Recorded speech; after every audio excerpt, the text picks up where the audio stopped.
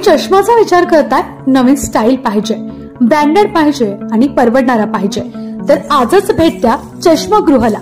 येथे तुम्हाला मोफत डोळे तपासणी करून मिळेल। ज्येष्ठ नागरिकांसाठी एकूण 30% सवलत, पोलराइज सनग्लासेस 40 ते 50% सूट, लहान मुलांसाठी असंख्य फ्रेमच्या व्हरायटी। मिरजमध्ये सर्वात जास्त चष्मा फ्रेम्स व्हरायटी, कोणत्याही ब्रँडेड फ्रेम्सवर मिळवा 50% सूट। आजच भेट द्या चष्मागृहाला। आमचा पत्ता 87 tower, Hira hotel chowk, market road, Miraj. Mobile number 7030785757।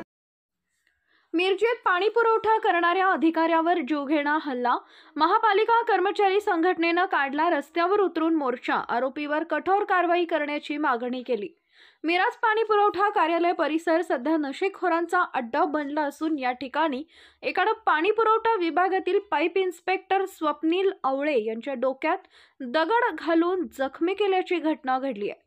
या प्रकरणी मारहाण करणाऱ्या अजित पात्रूट याच्यावर मिरज शहर पोलिसात गुन्हा दाखल करण्यात आलाय। महापालिका कर्मचाऱ्याला मारहाण झाल्याप्रकरणी घटनेचा निषेध व्यक्त करण्यासाठी महापालिका कर्मचारी संघटनेनं आज आक्रमक भूमिका घेतली। महापालिका मिरज कार्यालयासमोर जोरदार निदर्शने आंदोलन केली। या आंदोलनानंतर मिरज शहर पोलीस ठाणे इथं मोर्चा काढून संबंधित आरोपीवर शासकीय कामात अडथळा निर्माण केल्याचा गुन्हा दाखल करण्याची मागणी केली। यावेळी पाईप इन्स्पेक्टर संतोष कुंभार, शाखा अभियंता आनंद वाघमारे, शाखा अभियंता आलम अत्तार, अमजद पठाण, सागर कोळी, ईश्वर मेंढे, कामगार संघटना अध्यक्ष विजयराव तांबडे यांच्यासह कर्मचारी उपस्थित होते। काम करतोय आणि त्या संदर्भात काल सकाळी मुजावर गल्ली दर्गा कमान परिसरात पाणी कमी दाबाने येते या निमित्तानं सहाय्यक आयुक्त यांच्या समवेत भागात फिरती केली होती। त्या संबंधित संध्याकाळच्या शिफ्टमधल्या वॉलमन यांना सूचना देण्याकामी मी ऑफिस परिसरात आलो असताना माझ्या टेबलला येऊन बसलो असताना एका इसमानं येऊन दगडाने मारहाण केली की तुमच्या इथे खूप सगळ्यांचे नाटक चालू आहे असे बोलून त्याने माझ्यावरती दगडाने हल्ला केला। कुठं लागलं आणि किती टाके पडले? डोक्याला मार लागलेला आहे आणि 5-6 टाके पडलेले आहेत। घडला हा निंदनीय आहेच, पण यापूर्वी सुद्धा 2-3 वेळा कर्मचाऱ्यांच्यावर असा प्रसंग घडलेला होता।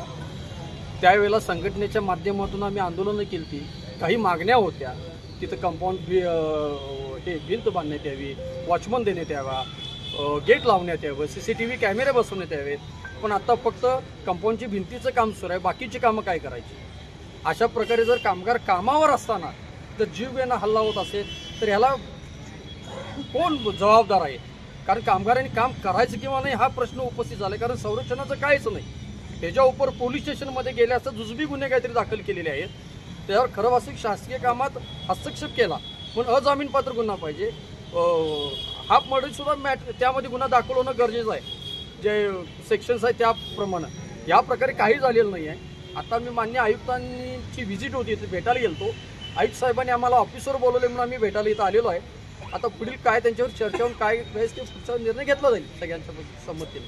आज काय झालं? आज काम बंद आंदोलन किंवा काय नाही, काम बंद वगैरे आंदोलन काय नाही, पण ह्या गोष्टीचा आम्ही निषेध केलेला आहे।